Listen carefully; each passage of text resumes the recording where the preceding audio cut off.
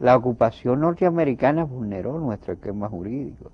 Y lo que vino después fue la dictadura de Trujillo, que no fue referente adecuado. Posteriormente la crisis, una nueva ocupación, y los gobiernos del doctor Balaguer en modo alguno son referentes de observancia de normas jurídicas algunas, incluso un ministerio público altamente cuestionable, fue lo que tuvimos. Entonces, cuando tú miras eso, que es más bien más que tradición jurídica, es la forma en que las variables políticas impiden la formación de tradiciones jurídicas a ser exaltadas, con lo que se está haciendo ahora es para que nuestra clase política estuviera más ocupada y preocupada en ver cómo esas figuras, esa estructura, son creadas con la mayor idoneidad posible. De todas maneras, este caso de la Suprema o del Consejo Nacional de la Magistratura, sí, ciertamente que como quiera llama la atención porque mediante este mecanismo se escogen, incluso ahora ya no solo la Suprema Corte de Justicia, ahora va a pasar a ser escogido por el Consejo Nacional de la Magistratura, el Tribunal Constitucional, sí, también. Bueno, ciertamente, el Tribunal Constitucional, va a estar también el Tribunal Supremo Electoral, y bueno, lo cierto es que la composición de este Consejo también, que ya en un primer momento, quizá la primera vez que le tocó precisamente a Leonel Fernández como presidente de la República y presidente del Consejo Nacional de la Magistratura, inaugurar esa tradición. Estaba en una desventaja bastante interesante, ¿verdad? Sí, una sí. situación muy sui generis.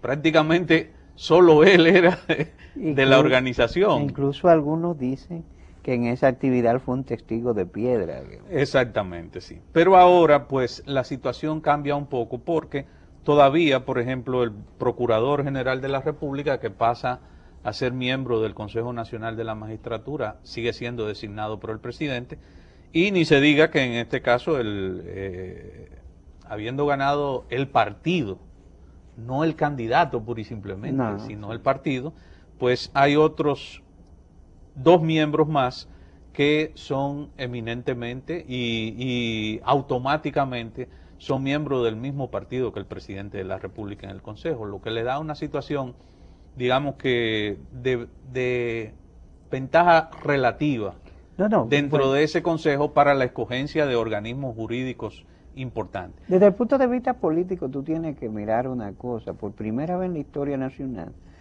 el doctor Leonel Fernández es un líder multipartidario.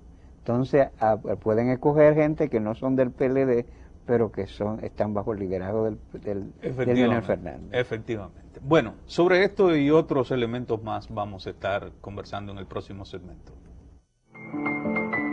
De todas las vocaciones, la vocación política es la más noble. De todas las profesiones, la profesión política es la más vil.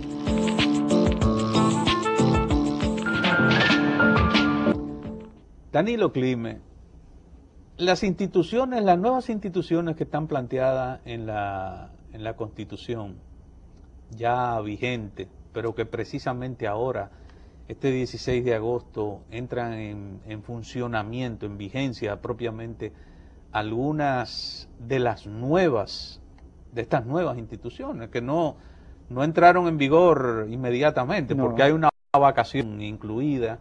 Por ejemplo, el caso del Consejo del Poder Judicial, que se ordena que en los 6 meses siguientes a la proclamación de la Constitución deberá constituirse y dotarse de la ley correspondiente. Esto ha obligado a que sea también la Constitución con más transitorios que haya tenido en nuestra historia. Casi alrededor de una veintena de artículos transitorios, efectivamente. Pero está el caso del Tribunal Constitucional también, un elemento importante, que ahora un poco es una escisión de una de las funciones que tradicionalmente tenía como prerrogativa la Suprema Corte de Justicia. Se da un plazo de 1 año. Sí, para algunos juristas ya es una manera de elucidar y precisar con claridad que hay una instancia en la parte de la Suprema, porque sigue siendo parte de la Suprema, que juzga la constitucionalidad. Exactamente. Que yo hubiese preferido que se asumiera una perspectiva minimalista y no como, porque creo que son 12 miembros que tiene el Tribunal Constitucional.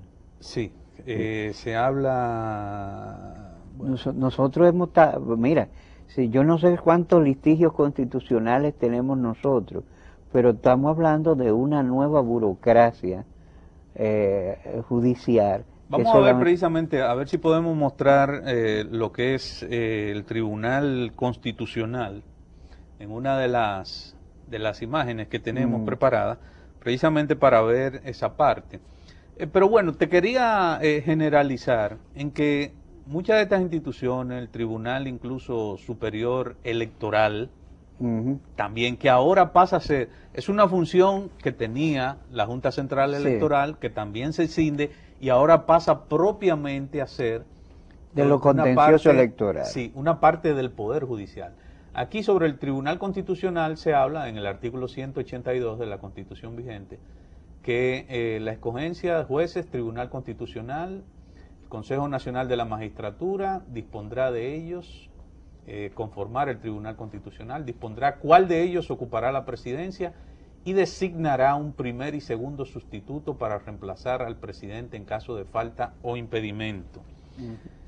Bueno, no habla de manera específica aquí de lo que es, de lo que son la composición en sí misma, pero bueno, es un tribunal con una función importante. Sí. Mucha gente ha visto toda esta parte muy ligada al Poder Judicial, Tribunal Constitucional, Consejo del Poder Judicial, que ya es un elemento más administrativo, disciplinario del Poder Judicial, pero también el Tribunal Supremo Electoral y el mismo Consejo Nacional del Ministerio Público.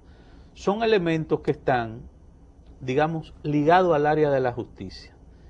Y mucha gente ha querido ver precisamente en la composición de estos organismos y a la dependencia ahora, a la escogencia de parte del Consejo Nacional de la Magistratura, siendo al mismo tiempo el Consejo Nacional de la Magistratura en este periodo favorable, digamos, en términos de su composición numérica al presidente de la República. Porque recuérdese, el Consejo pues tiene 8 miembros y hay 4 que son, digamos, están en un solo bando. El presidente de la República, en este caso, dado que el Partido de la Liberación Dominicana es mayoritario, el presidente del Senado es miembro del PLD, de este grupo, el presidente de la Cámara de Diputados y el jefe del Ministerio Público, el Procurador General. Sí, parece esos que 4 miembros, y quedan 4 del otro lado, digamos que no siempre necesariamente serían contrarios o serían un equilibrio, un contrapeso, digamos, al partido de gobierno.